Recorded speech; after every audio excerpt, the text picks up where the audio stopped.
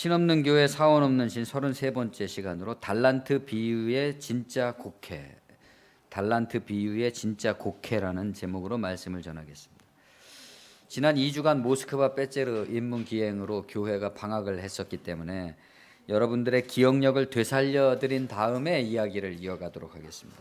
2주 전에 설교는 내가 선택한다 였고, 부제는 아버지는 아들에게 생사를 선택하는 힘을 주셨다, 그런 거였습니다. 베데스다 연못 곁에 누워있던 38년 된 병자에게 내가 낫고자 하느냐, 그러면 스스로 일어나서 자리를 들고 걸어가라 라고 하심으로써 예수는 너희가 넉 달이 지나야지 추수할 때가 이르렀다 하지 아니하느냐, 그러나 나는 너희에게 이르노니 너희 눈을 들어 밭을 보라, 희어져 추수하게 되었도다 하는 말씀을 실현해서 보여주신 거죠. 그 당시에, 그러니까 예수님 당시에 현대인들에게 있어서 하나님 나라와 그 의와 구원의 도래라는 것은 항상 농부들이 밭을 쳐다보면서 앞으로 추수하려면 넉 달이나 남았다라고 하는 식으로 항상 시간상 미래에 있다는 거죠. 신앙에 우리가 어떤 구원을 바라볼 때 그 구원이라는 것은 항상 시간상 미래에 있다는 겁니다. 넉 달이 남았기 때문에 지금은 그때가 아닌 것이죠. 너희 눈에는 그렇지만 내가 보는 안목에 있어서는 하나님 나라는 넉 달이 아니라 지금 벌써 와 있다는 거죠. 아직은 때가 아니야 라고 말하는 신앙하고 지금이 추수할 때다 라고 말하는 신앙의 차이는 단지 응답에 있어서 시간의 차이를 말하는 게 아니라 인식상에 있어서 시간이라는 것에 대해서 인식하는 인식의 차이가 있다 이겁니다. 그것은 이 둘 사이에 기대하는 신앙의 내용은 완전히 차원이 다른 것이죠. 비슷한 것 같지만 아주 다릅니다. 그러니까 아직 넉 달이 남았다는 식으로 언제나 추수가 뒤로 미루어지는 것, 구원, 응답 뭐 이런 것들이 항상 뒤로 미루어져 있는 그런 것들은 하나님 나라나 그의 의나 뜻이라는 게 항상 뭔가 가시적으로 완성태가 되어서 나타나야지만 그때 가서 하나님 나라가 이루어지는 거라고 생각하는 거죠. 외부적으로, 가시적으로, 그럴듯하게 자타가 공인할 만한 뭔가가 되거나 그 뭔가를 내가 이룩하거나 아니면 뭐 교회라고 하면 뭐 예배당이라도 건축하거나 또는 뭐 온 세상을 마귀로 몰아붙이면서 뭐 담임 목사 부자 세습이라도 완료시키거나 하는 것을 하나님의 뜻을 실천하는 것이라고 생각하게 되는 거죠. 그렇죠? 항상 공중에 떠 있는 겁니다. 지금 추상적으로 자기 속에 들어와 있는 하나님 나라가 아니라 뭔가 외부적으로 건물을 짓고 무슨 일을 완성하고 어디를 가서 무슨 일을 하고 하는 식으로 계속 이렇게 공중에 떠 있다 이겁니다. 그러나 그런 구조에서는 하나님 나라가 언제나 아직은 이루어지지 않은 채 계속 뒤로 미루어지고 있는 것이고, 혹은 이루어졌다고 자기들이 바라는 어떤 것이 이루어졌다고 할지라도 곧 실망하게 되죠. 그게 하나님 나라는 아니로구나 이러면서. 가령 여러분이 이제부터 하나님의 뜻대로 살아야 되겠다 그렇게 결심을 했다면 이 구조에서는 뭔가 하나님의 뜻대로 산다는 것을 증명할 만한 가시적인 외형이 드러나기까지 나는 아직 하나님 나라에 들어가지 못한 게 되는 거죠. 필시 그렇게 결심하고 지난 수십 년간을 살아보셨겠지만 오늘날까지도 하나님의 뜻대로 산다는 뭔가 그럴듯한 외형을 내가 얻었거나 또는 타인들에게서 본 적이 있으십니까? 그럴 수는 없는 겁니다. 왜냐하면 그것은 그렇게 외형적으로 가시적으로 나타나는 것이 아니기 때문에 그렇죠. 그러나 넉 달 후가 아니라 만약에 지금이 하나님의 뜻을 행할 때다라는 의식의 구조, 시간에 대한 인식을 갖는다면 어떨까요? 하나님의 뜻이라는 것은 그렇게 되면 시간적 사건적으로 분절된 형태로 나타나는 것이 아니라 이미 매 순간이 현재 진행형의 어떤 방향성이게 되는 거죠. 내가 하나님의 응답의 세계 속에 이미 들어온 채로 어떤 방향을 향해서 가는 게 된다. 지금 나는 매 순간 하나님의 뜻 가운데 있는 것이고 나의 기도의 응답은 지금도 계속해서 이루어져 가고 있는 것이죠. 그것은 언젠가 완성될 것을 지향하고 있지만 이미 매 순간 완성되고 있는 거죠. 매 순간이 추수인 셈입니다. 전자의 방식이 영원히 도달하지 못할 욕속부달의 어떤 얻지도 못하면서 맹목적으로 가고 있는 그런 신앙이라면, 이 신앙은 이미 도달하고 있고 즉각적이고 확실한 응답이 있는 노력이라는 차이가 있습니다. 그러니까 구하라 얻을 것이고, 찾으라 발견할 것이고, 두드리라 열릴 것이다. 이게 답이 있는 겁니다. 오늘날 오랜 병이 들어있는 현대인들에게도 베데스다 연못 곁의 병자처럼 하나님 나라는 절망적으로 뒤로 미루어져 있습니다. 세상 사람들이 얘기하는 어떤 아름다운 이상적인 그런 세계들은 항상 뒤로 미루어져 있죠. 그뿐 아니라 누군가 미지의 메시아가 나타나서 이 병자를 데려다가 연못 속에다가 물 속에다 넣어줘야지만 됩니다. 설령 그런 일이 일어났다고 할지라도 우리는 현대의 병자들이 물에 빠져 죽지 않고 연못에 병 나라고 연못에 집어던져 주면은 그 병자가 물에서 일어나서 나와야 될 텐데, 그게 아니라 그냥 물속에 빠져 죽을지 모르는 거죠. 정말 그 사람이 나아서 스스로 걸어 나오리라고 생각할 수는 없습니다. 그러나 우리에게나 그 사람에게나 일어나지 않을 기적 외에, 이런 기적 외에는 선택의 여지가 없어요. 항상 뒤로 미루어져 있으니까. 그러나 하나님의 나라의 방식이 가시적으로 보이지 않지만 내면의 나의 의식 속에서, 나의 마음 속에서 매 순간 즉각적이고 확실한 응답으로 지금 주어지고 있는 것이라면, 주어지고 있는 방식이라면, 그러면 그것을 붙잡으려면 어떻게 해야 되겠습니까? 메시아가 필요한가요? 어떤 나를 들어다가 물에다 넣어줄 메시아가 따로 필요한 건가요? 예수님은 우리가 그 사람이 스스로의 의지와 힘으로 그것을 선택할 수 있다는 것을 일깨워 주셨습니다. 그것이 하나님 아버지는 그 자녀들에게 생사를 선택할 수 있는 힘을 주셨다라는 말의 의미입니다. 나의 생과 사를 선택할 수 있는 힘을 나에게 주셨다. 생사를 선택한다는 말은 전체적으로 우리의 선택이 생명을 향한 것이냐 죽음을 향한 것이냐라는 걸 말하는 거잖아요. 우리가 선택하는 길이 생명의 길이냐 죽음의 길이냐를 의미합니다. 그러니까 동물적인 자아에 고립되고 제한된 자기 사랑, 그러니까 우리가 태어나서부터 자라면서 형성된 이 자아라는 것은 하나의 고무풍선 같은 세계잖아요. 그 안에 우리가 들어있잖아요. 그 자아라는 의식 체계 속에. 그 속에서는 자기 사랑밖에 없는 거죠. 자기가 최고인 것이고 그거밖에 없는 겁니다.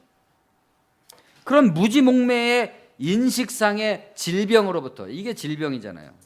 거기서 병도 생기고 거기서 절망도 생기고 거기서 인간관계에 대한 어떤 파괴적인 것도 생기는 거죠. 폭력도 생겨나는 거죠.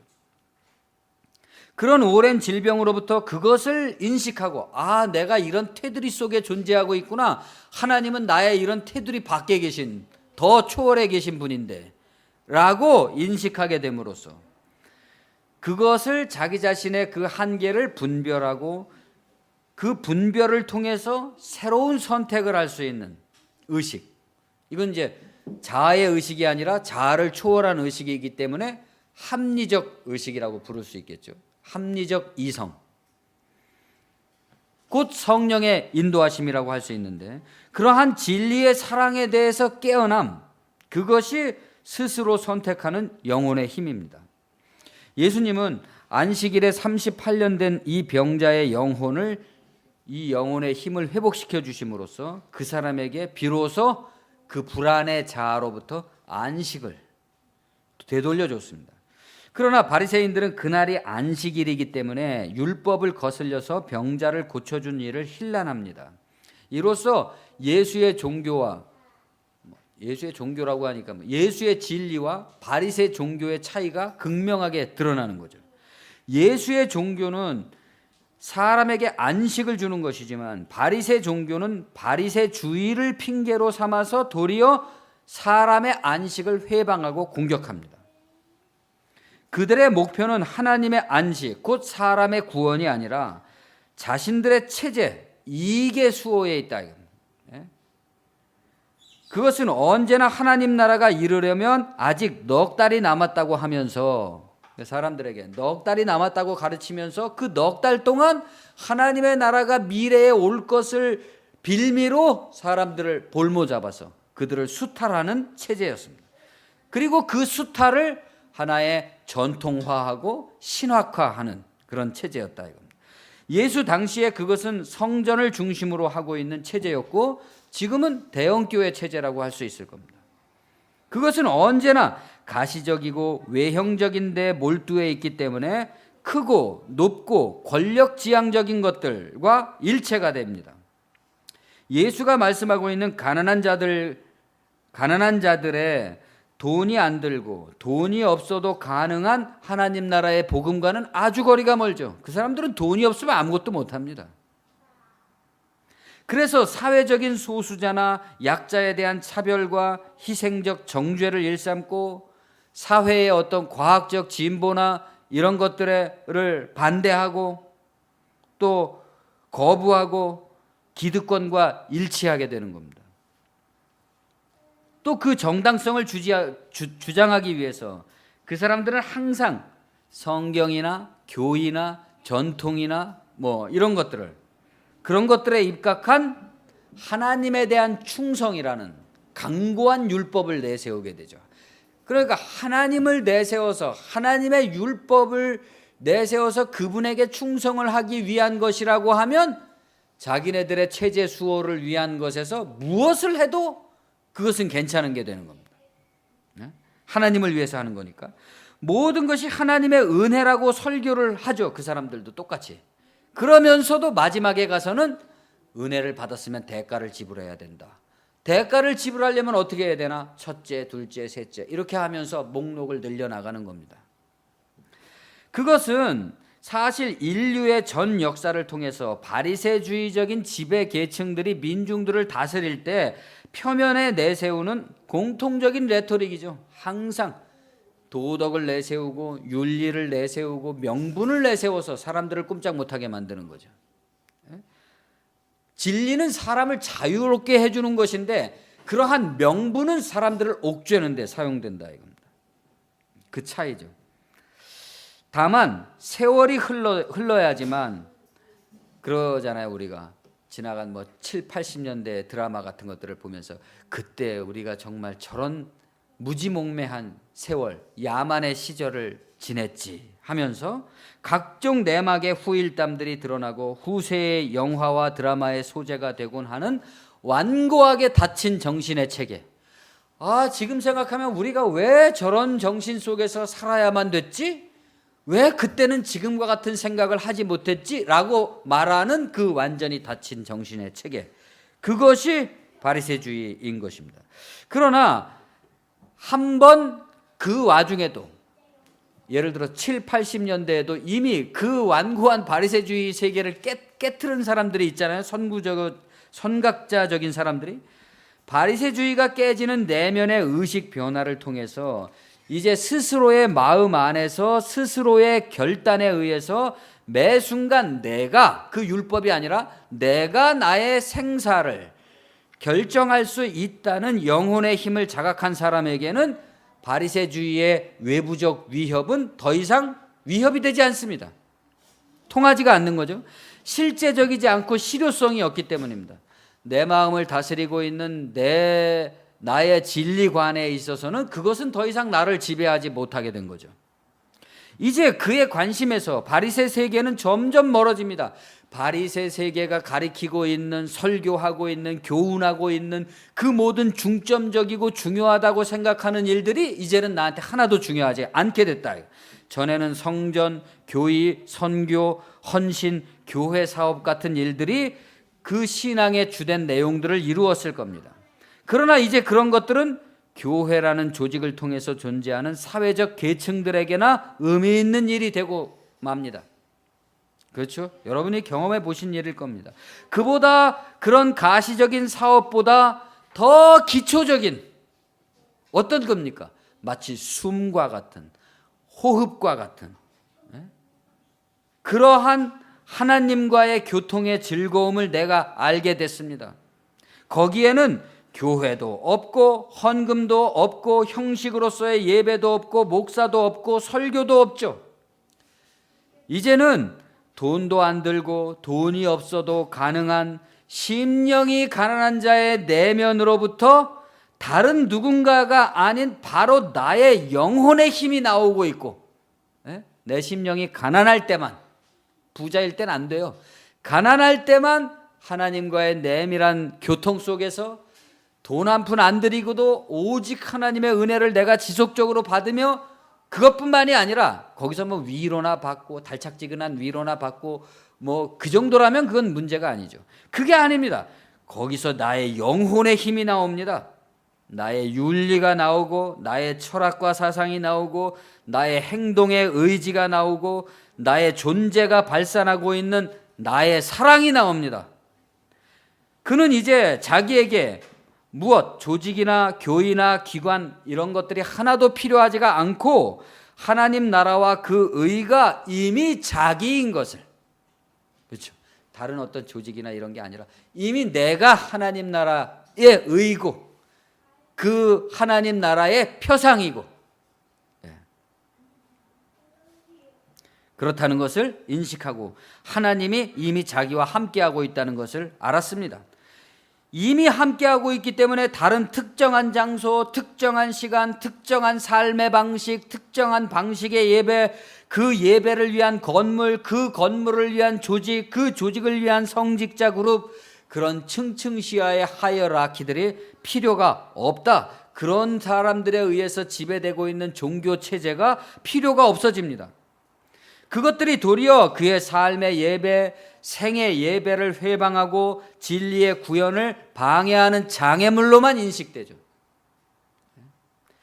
예수는 말씀합니다. 이제부터 이 진리가 선포된 이후부터 유한한 생명을 가진 모든 사람은 이제 두 종류로 나뉘어질 겁니다. 선한 일을 행한 자는 생명의 부활로, 악한 일을 행한 자는 심판의 부활로. 모든 것이 다 자기 선택이라는 겁니다. 왜냐하면 이 모든 일이 자기의 선택에 달렸기 때문에 선을 행하는 사람은 생명을, 악을 행하는 사람은 멸망을 얻게 된다. 당연한 것이죠.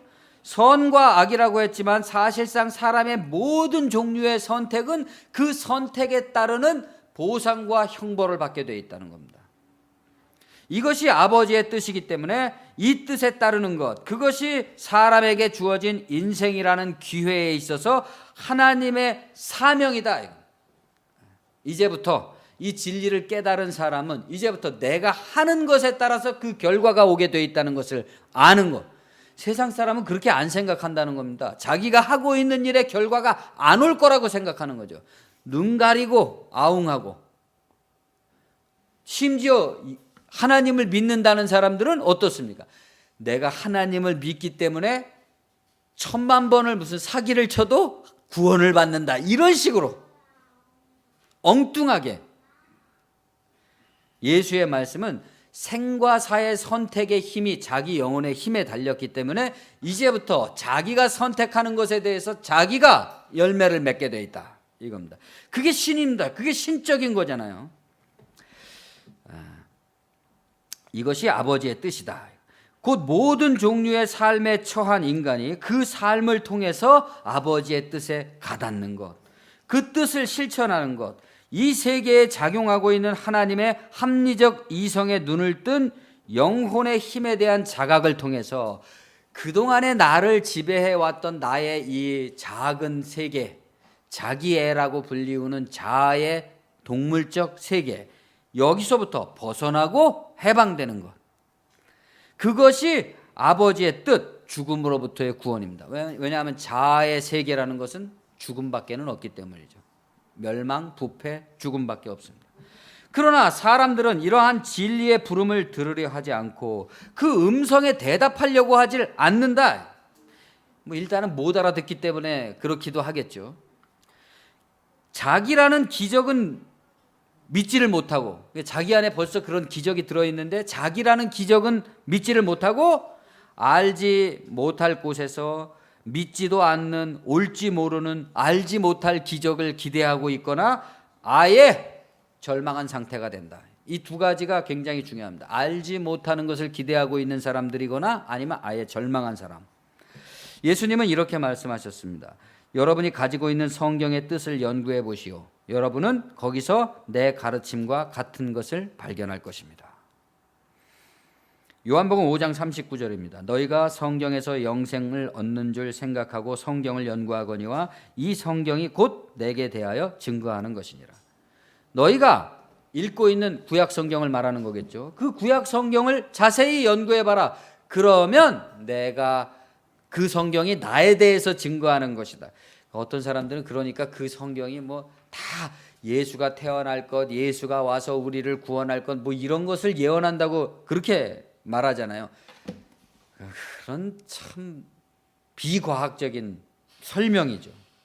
그런 비과학적인 설명에 의거한 신앙을 우리가 갖고 있기 때문에 진리의 본질에는 가닿지 못하고 엉뚱하게 우상 숭배하듯이 예수님을 섬기게 되는 거지 않습니까?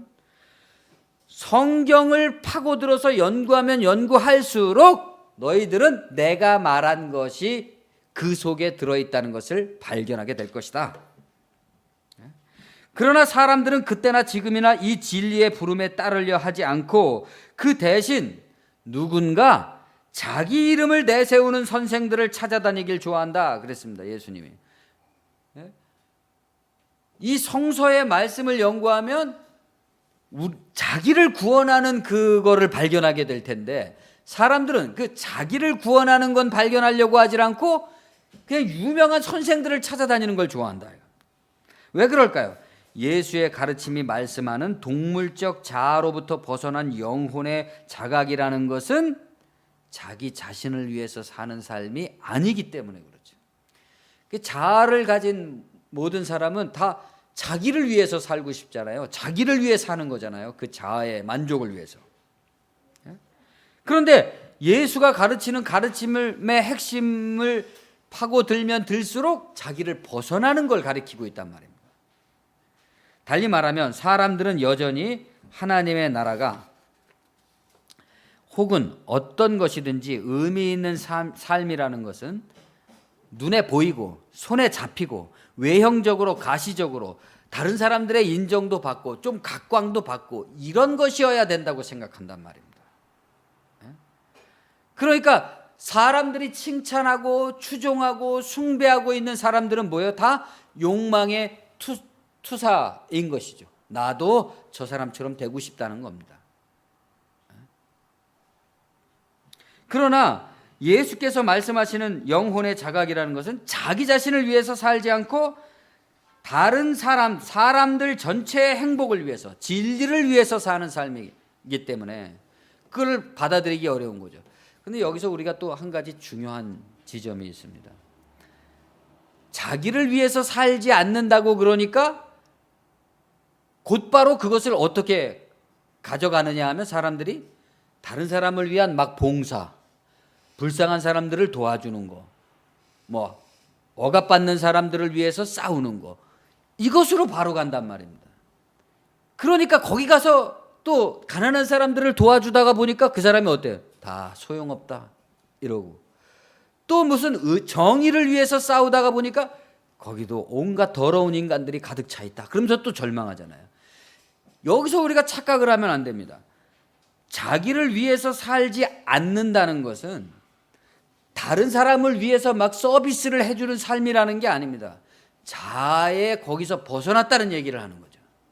예? 그 자아의 삶으로부터 벗어난 삶이라는 것, 그것이 모든 인간을 위하는 삶이라는 겁니다. 타인들을 다 위해주는 삶이라는 겁니다. 우리가 타인을 위해서 하는 어떤 선행을 하지 말라는 얘기가 아니라 가장 기초적으로 우리가 어떤 선행을 하든지 간에 먼저 갖추어야 될 것은 진리로 말미암아서 우리가 우리의 자아로부터 벗어나 있다는 거죠. 그것을 먼저 확보하지 않은 상태로 곧바로 나를 부인하는 것은 다른 사람을 위하는 것이다 라고 한다면 그 사람은 역시 다시 미궁에 빠지고 말 것입니다.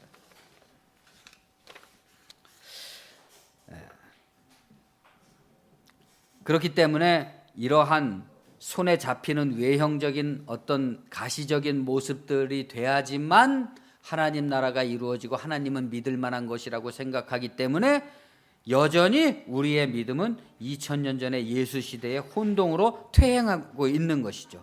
복음이 왔음에도 불구하고 만일 자기 내면에서 즉각적이고 확실한 자율의 체계로서 보상과 형벌이 이루어지고 있는 하나님께 붙들렸다면 그는 아버지의 뜻의 구현이 다른 어떤 선생에 의지하거나 조직에 의지하거나 사업에 의지하는 것이 아닌 오직 자기 자신의 선택에 달려있다는 것을 알게 됐을 겁니다.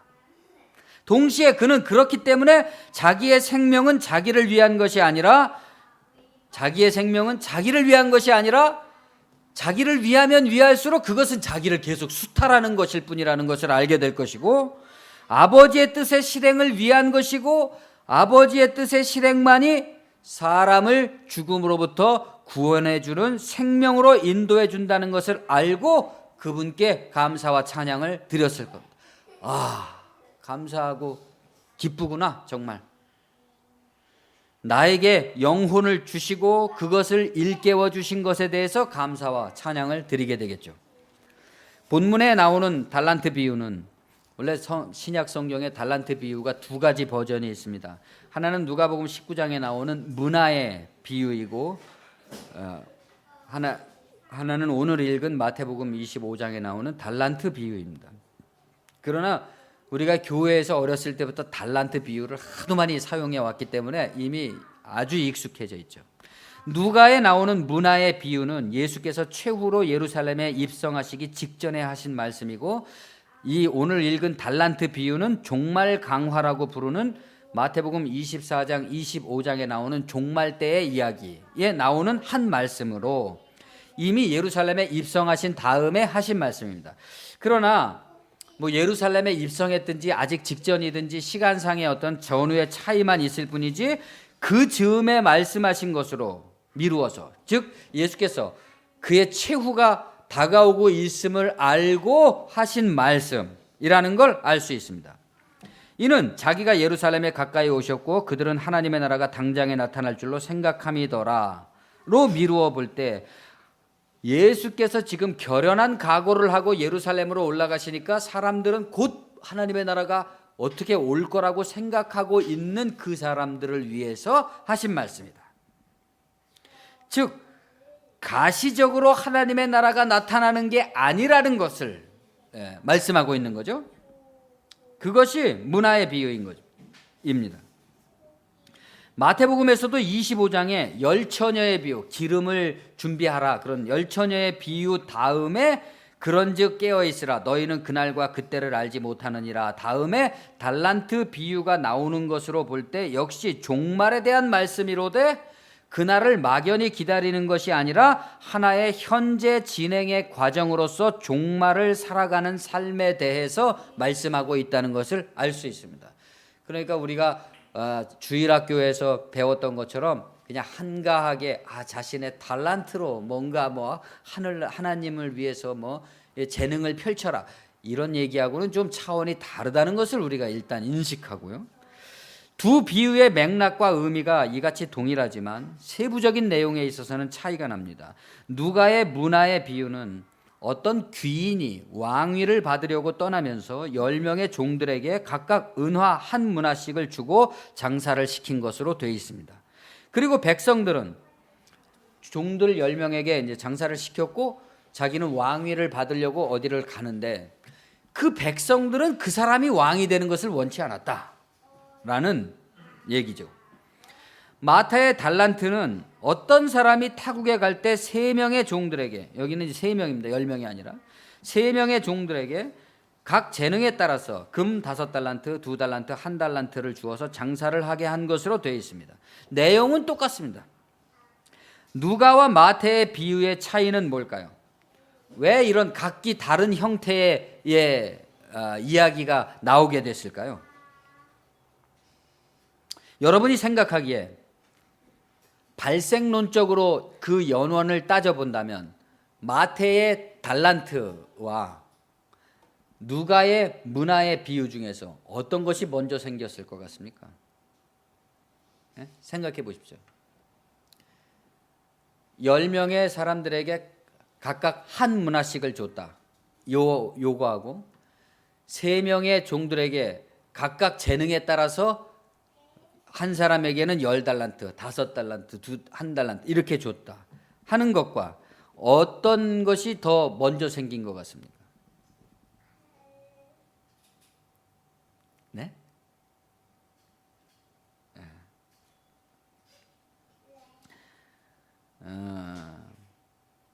대개 사복음서의 기록 연대를 말할 때 마가복음을 제일 먼저 기록된 것으로 보고 그 다음에 마태, 누가 순서로 생각합니다. 그러니까 당연히 그러면 마태가 먼저 썼고 누가가 나중에 썼으니까 마태 것이 먼저라고 생각할 수 있겠죠.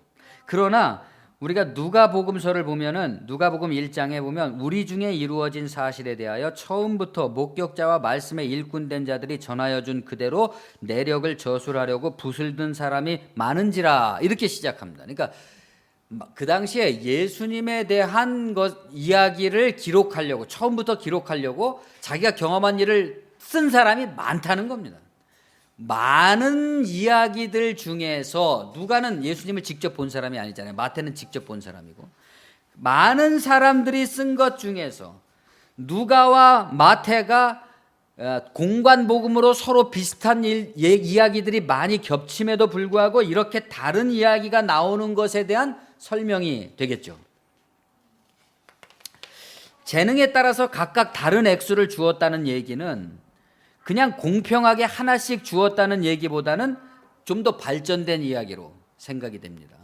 처음 것은 단순 명료하고 나중 것은 좀 진화해서 세련되고 복잡하고 분화되는 경향이 있죠. 물론 예수님이 평소에 이 두 가지 비유 버전을 다 말씀하셨을 수도 있습니다. 어떨 땐 이렇게 어떨 땐 이렇게. 왜 이런 말씀을 드리느냐 하면 이 두 비유에 있어서 핵심이 무엇이냐 하는 문제 때문입니다. 대개 여러분은 이 비유를 교회를 섬길 달란트를 주셨기 때문에 각각 다르게 주셨지만 자기가 받은 달란트가 작다고 할지라도 그것을 소홀하게 여기지 말고 최선을 다해야 된다 뭐 이런 식으로 들어오셨기 때문입니다. 모두에게 공평하게 하나씩 준 게 본래 버전이라면 왜 각기 다른 달란트를 줬다는 또 다른 버전이 나왔겠느냐 이겁니다. 그러면 이 서로 강조하는 강조점은 무엇이고 이 두 버전이 강조하는 강조점은 서로 다른 것이냐 라는 문제입니다. 이미 앞서 말씀드린 것처럼 이 두 비유의 본질은 같습니다. 전편의 문맥을 따라서 헤아려 보면 예수께서 말씀하고 있는 현대인들의 앓고 있는 모든 질병의 치료는 설교의 핵심 주제는 항상 영혼의 깨어남이라는 것이었습니다. 거듭남. 그것은 출생 이후 발생해서 진화해온 동물적 자아를 넘어서서 그 동물적 자아 이전에 그 너머에 그 바탕에 그 이후에 존재하고 있는 합리적 이성의 원리에 따르는 의식 상태. 그 상태라고 그랬지만 그 상태를 경험하는 당사자에게는 경험할 때마다 그것은 하나의 신적인 사건이 되는 거죠. 사건적이죠. 사건적으로 깨닫고 자각하는 것이기 때문에 그것을 우리는 지식, 지혜, 빛, 영감, 구원이라고 그럽니다. 여기서 말하는 이 지식은 우리가 성경 공부해 갖고 얻는 그런 지식이 아니고 무슨 책을 읽어서 얻는 지식이 아니라 자기가 자기 내면 속에서 사건적으로 일어나서 알게 되는 지식을 말하는 거예요. 살아있는 지식, 영감, 빛입니다. 문화의 비유에서처럼 그것은 본래 모든 사람들에게 차등이 없이 주어져 있다. 그렇죠? 차등이 없이 다 주어진 겁니다. 그런데 본질적으로는 다 같이 공평한 한 문화씩 주어져 있지만 표면적으로는 달란트처럼 차등이 있는 것처럼 보인다. 무엇이요? 하나님이 사람에게 주신 생명, 영혼이 말입니다. 그 영혼이라는 것은 본래 한 문화씩 준 것처럼 차등이 없는 것이지만 겉보기에는 차등이 있는 것처럼 보인다 이겁니다. 예? 본질적으로 공평하게 동일한데 표면적으로 차등이 있는 것으로 보이기 때문에 그러한 외양 때문에 오늘의 주제적인 문제가 발생하는 겁니다. 모든 인간에게 동일하게 주어졌는데 왜 열매의 많고 적음이 달라질까요? 혹은 다른 것으로 보일까요? 이 비유의 핵심은 열매가 다르다는 데 있는 것이 아니라 문화를, 달란트를 사용하지 않는다는 데 있습니다. 사용하지 않았다는 데 있다. 이 두 가지 비유의 공통점이자 가장 큰 주제의 핵심은 한 문화 받은 어떤 사람이 또 한 달란트 받은 그 사람이 자기의 받은 것을 사용하지 않았다는 데 문제가 있습니다. 하나님이 주신 영혼을 사용하지 않았다는 겁니다. 우선은 그가 왕됨을 원치 않는 백성들처럼 영혼이 있다는 것을 부정하는 사람들이 있습니다. 아까 제가 말씀드렸죠. 왕되는 것을 원치 않는 백성들이 있었다. 그 사람들은 영혼이 있다는 사실조차를 부정하는 사람들입니다. 그들은 나중에 생명의 자율의 체계, 영원한 하나의 율법에 따라서 영원히 하나님의 세계에서 내쳐지게 되죠. 그죠? 영혼이 없다고 생각하는 그러한 사람들은 육체의 자아의 생명이 소멸될 때 설 자리가 없는 거죠. 그걸로 종결입니다. 나머지 문화와 달란트를 받았다는 것은 그들이 하나님을 인정하고 있고 신앙도 가지고 있고 영혼이 있다는 것도 인정했다는 걸 의미합니다. 그런데 왜 사용하지 않았는가? 무관심, 둔감함, 포기한 마음 같은 것들이 문제가 됩니다. 동물적 자아의 완고함, 자기애의 강력함, 탐심, 미움, 질투, 경쟁 같은 인간의 영혼을 사로잡고 인간을 일생을 거기에 몰두하게 만들 수도 있는 강렬한 자기애들, 이것이 문제가 되는 거죠. 혹은 거기서부터 발생하는 열등감, 과거의 고통, 현재의 고통, 그러한 동물적 자아의 고정관념에 그 사람이 붙들려 있기 때문에 진리라는 것은, 영혼이라는 것은 그 고정관념에서 벗어나야지만 깨우쳐지는 건데 그걸 꽉 붙들고 있기 때문에 그 사람은 거기서 벗어날 기회를 갖지 못하고 있는 거죠. 비록 하나님을 인정하고 하나님을 믿기로 하고 교회도 다니고 뭐 이렇게 한다고 할지라도 그 사람은 발전이 없어요. 그렇게 되니까 이것이 다 외양의 모양들인 것입니다. 달란트처럼 보이는 것들이죠. 이것들이 영혼을 사용하지 않고 땅에 묻어두거나 수건에 싸두는 핑계들입니다. 이해가 가시죠? 어떤 사람은 1달란트를 받은 것 같습니다. 어떤 사람은 5달란트, 10달란트를 받은 것 같습니다. 저 친구는 나보다 잘 나간다, 형편이 좋다, 그렇기 때문에 저 사람은 저렇게 열매가 많은 것이고 나는 이렇게 되는 거죠. 이게 다 본질은 안 보고 외양만 보는 것입니다. 저 사람도 한 문화를 받았고 나도 한 문화를 받았다는 이 본질에 입각한다면 저 사람이 어떤 열매를 외양으로 거두는지 그것은 중요한 것이 아니고 오직 중요한 것은 내가 내 마음 속에서 어떤 열매를 거두느냐라는 것인데, 당연히 열매도 외양의 열매를 따지게 되겠죠. 겉모양만 보니까 예수를 믿으면서도 예수 믿는 열매를 외양에서만 찾으려고 하는 거죠. 자기 속에서 안 찾고 마치 주어진 그 하나가 없어질까 봐 두려워서 사용하지 않고 땅에 묻어두거나 수건에 싸두었던 사람과 똑같은 모습을 갖게 되는 겁니다. 그러한 두려움과 인색함. 어떤 두려움입니까? 내가 그렇게 하면 내 자신의 것을 손해볼 것 같은 두려움. 인색함은 하나님 나라에 대해서, 그 진리에 대해서, 나를 구원한 그 진리에 대해서 나를 전폭적으로 맡기는 데 있어서 언제나 인색해요. 이러한 두려움이다. 주인이 돌아왔다는 것은, 주인이 돌아오고 정산을 요구한다는 것은 육체의 죽음을 의미합니다. 육체가 죽는다는 것은 곧 동물적 자아가 추구해온 모든 것의 종결을 의미하는 거죠. 그것들은 다 재가 되어 사라지는 것들입니다. 일생 동안을 우리가 희노애락, 애호욕 속에서 추구해온 모든 것들은 우리의 삶이 끝날 때 당일에 그 도모가 소멸되고 사라집니다. 그러면 이제부터 정산이라는 것은 그 육체로부터 말미암았던 그 모든 것들이 소멸되고 난 다음에도 남아있는 무엇이 있느냐? 예? 우리가 죽음에 임할 때 나의 모든 삶이 소멸하고서도 내가 아직까지도 그것에 기대하지 않고 가지고 있는 나의 생명에 무엇이 나에게 남아 있느냐라는 거죠. 정산을 한다 그래서 꼭 예수님께서 우리한테 오셔서 자, 뭐 펼쳐놓고서 계산해 보자 이런 게 아니라 우리 삶 자체, 우리 자신의 마음 속에서 말입니다. 우리 영혼에 육체의 생명을 넘어서 아직 생명을 가지고 있느냐? 그것이 우리 운명의 결정이다. 그 다음 운명에. 무슨 신과 함께 영화에 나오는 것처럼 법정을 열어서 재판한다는 말이 아니라 운명이 자율적으로 그렇게 결정한다는 겁니다. 선한 일을 행한 자는 생명의 부활로, 악한 일을 행한 자는 멸망의 부활로, 허무한 자는 허망한 결말로 이렇게 되는 거죠. 물론 영혼이 있다는 걸 아예 인정하지도 않았던 사람들은 정산할 것도 없는 겁니다.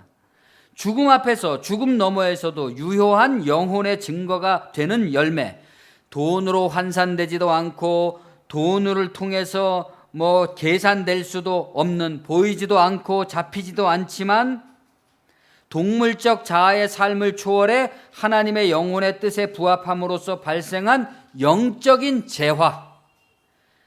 나는 여기서 말하는 영혼의 사용이라는 것은 곧 자기애를 넘어선 사랑의 실천을 말하는 건데, 그 사랑의 실천이라는 것은 곧 진리에 대한 사랑인 것이죠. 진리에 대한 사랑. 아까 말씀드린 대로 이것을 사랑의 실천이라고 해서 바로 뭐 불쌍한 사람 도와주는 거로 가면 안 된다 이겁니다. 그 사랑의 실천에 있어서 나는 그럴 형편이 안 된다. 내가 하는 것은 사랑이 아니다. 나는 수준에도 못 미친다. 해도 소용이 없을 것이다. 아무도 알아주지 않는다. 표도 나지 않는다. 아무것도 아니다. 라고 말해서는 안 된다는 겁니다. 넉 달이 지나야 추수가 이른다는 말처럼 나는 내 형편이 좀 나아지면 그때 가서는 나도 저 10달란트 가진 사람처럼 할 수 있을 것이다 라고 말해서는 안 된다. 왜냐하면 이 모든 태도는 외양을 보는 것이기 때문이고 영혼의 본질을 헤아리지 못하고 있기 때문이고 세상의 이목이나 율법의 판단에 그 영혼의 눈이 가리워져 있기 때문이다. 그 눈만 뜬다면 지금 당장 그 열매는 항상 같이 간다 이거죠. 그것은 이미 자기를 자기가 판단하고 정죄하고 심판하고 있는 것입니다. 왜 이런 식으로 자기를 정죄할까요? 성전, 종교, 사회가 그런 방식의 달란트의 차등으로 정죄와 심판과 판단을 일삼고 있기 때문이죠.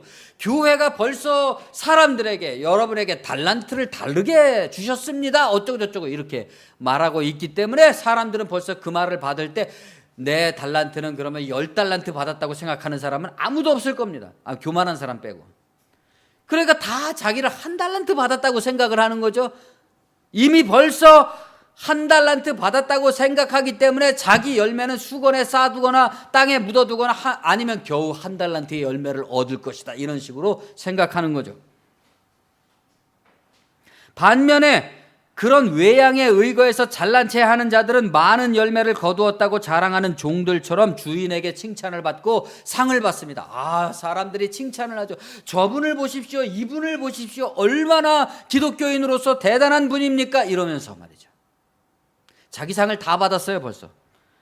하나님도 당연히 그런 분으로 알고 하나님도 저런 사람을 칭찬해 주는 사람으로 알고 있기 때문에 자기는 도저히 저런 사람이 못 되기 때문에 하나님의 칭찬을 받을 기회가 없는 겁니다. 그것은 다시 1달란트 받은 사람을 위축시키죠.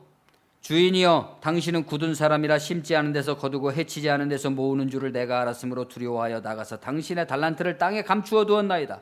주인이여, 보소서, 당신의 한 달란트가 한 문화가 여기 있나이다. 내가 수건으로 싸두었나이다. 이는 당신이 엄한 사람인 것을 내가 무서워함이라. 당신은 두지 않은 것을 취하고 심지 않은 것을 거두나이다. 주인은 뭐라고 말합니까? 악하고 게으른 종, 악한 종이라고 그를 저주합니다. 내가 나를 심지 않은 데서 거두고 해치지 않은 데서 모으는 줄로 알았더냐? 그러면 내가 마땅히 내 돈을 취리하는 자들에게 맡겼다가 내가 돌아와서 내 원금과 이자를 받게 하였을 것이니라. 무슨 말입니까?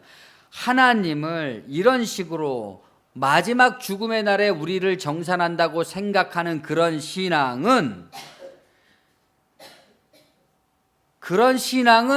하나님을 돈 꾸어줘가지고 사업하는 이득을 취하는 장사꾼같이 여기는 신앙이라는 겁니다. 이 비유의 핵심은.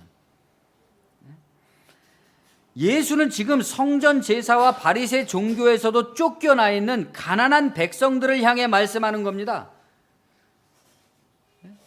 돈도 안 들고 돈이 필요가 없는 하나님 나라의 구현, 영혼의 사용, 그것을 하지 않는 것은 마치 하나님을 종들에게 장사시켜 두지 않은 것을 취하고 심지 않은 것을 거두어서 이익을 취하는 장사꾼같이 여기는 생각이다 이겁니다.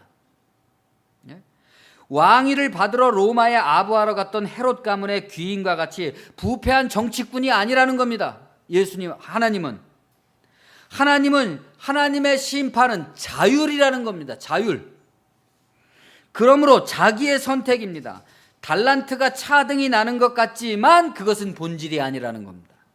그러므로 누구든지 이 달란트 비유, 문화의 비유를 깨달은 사람은 스스로 결정할 수 있게 된다. 이건 자기가 차등이 아니라 본질이 같은 자기 영혼의 고귀함을, 차등이 있음을 인정하고 하나님이 조금 주셨을지라도 불평하지 말고 최선을 다하라는 식의 설교가 얼마나 기만적인 바리새주의의 설교인 것인지 다시는 달란트를 그런 식으로 생각하지 마시기 바랍니다. 하나님은 관대하고 공평하십니다. 누구나 한 문화에 영혼을 주셨습니다. 외양의 달란트에 속지 마시기 바랍니다. 중요한 것은 사용입니다. 그 사용이라는 것은 의식적, 제사적, 종교 행위를 말하는 게 아니라 자기의 영혼의 발산, 자기 영혼의 분출, 삶과 생명에 대한 사랑을 말합니다. 자기에 대한 사랑, 존재에 대한 사랑, 인생에 대한 사랑, 자연에 대한 사랑, 무엇보다도 하나님에 대한 사랑, 진리에 대한 사랑. 이 우주적 유일의 기회를, 인생이라고 하는 이 유일의 기회를 달란트의 차등을 따지는 기만에 의해서 낭비하지 마시기 바랍니다. 그런 외양으로 타인의 신앙을 따지고 견인하려고 드는 바리새인이 되지 마시기 바랍니다. 바리새적인 하나님 이해로 하나님을 인색하고 강팍한 주인처럼 제한해서는 안 됩니다. 그와 같은 정신으로 타인을 판단하고 정죄하는 것으로 시간을 보내서는 안 됩니다. 누구에게나 한 문화가 주어졌고 그것이 달라 보여도 본질은 같습니다. 자랑할 것도 없고 비교할 것도 없고 누추하거나 왜소하게 생각할 이유가 없습니다. 진리에 대한, 영혼에 대한 자각이 일어난다면 그 사람은 무일푼의 거지라도 지상의 왕인 겁니다. 하나님의 아들입니다. 이 자각이 우리 안에 일어나서 우리 영혼을 계속 재련시켜서 더욱 깊고 탄단하고 튼튼하고 아름답고 관대하고 열려있고 사랑이 많은 진리의 사람들로 열매 맺게 하시기를 바랍니다. 인생은 사행정 기관입니다. 흡입, 압축, 폭발, 배기. 지금 여러분의 인생은 어느 순간을 지나고 있습니까? 흡입되면 압축되고, 압축되면 폭발하고, 폭발하면 배기가 일어나서 자동차는 앞으로 나아가게 됩니다. 다른 것에 마음을 빼앗기지 마시고 언제나 영육일원, 영과 육체는 하나다 하는 가장 최적화된 몸을 준비해 두시기 바랍니다. 거기서부터 사랑인 것이죠. 자기 영혼에 대한 사랑, 우리의 생명, 서로의 생명, 이것이 이 자체로 너무나 충분한 우리의 달란트인 것입니다. 잊지 마시기 바랍니다. 믿음과 소망과 사랑 중에 그 중에 제일은 건강입니다. 기도하겠습니다. 주님 은혜를 감사합니다. 우리에게 각각 하나의 귀중한 영혼, 우주의 전체라고도 할 수 있는, 전체하고도 맞바꿀 수 없는 이 영혼을 주셨습니다. 우리가 이 신적 선택의 힘을 어디에 사용하느냐에 따라서 우리의 인생이 어디로 향할 것인지, 나 자신의 협소한 자기애의 굴레 속에 갇혀서 다람쥐 쳇바퀴 돌듯이 소가 그 메인 자리를 빙빙 돌듯이 살아갈 것인지, 그것으로부터 벗어난 그러한 유쾌하고 명쾌한 삶으로, 가벼운 삶으로 우리 자신을 하나님의 부르심에 따라서 나아가게 할 것인지 결정할 수 있는 힘을 우리에게 주셨습니다. 다른 사람과 비교하면서 외양을 따짐으로써 우리 자신의 달란트를 땅속에 묻거나 숨겨두지 아니하고, 우리가 오직 내 밭에 감추인 보물을 발견함으로써 그 보물 속에서 진실한 하나님의 나를 향한 뜻을 발견해 나가는, 우리 모두 각 사람이 하나의 살아있는 아담이요, 살아있는 하와요, 또 그리스도적인 존재로서 거듭날 수 있도록 인도하여 주시옵소서.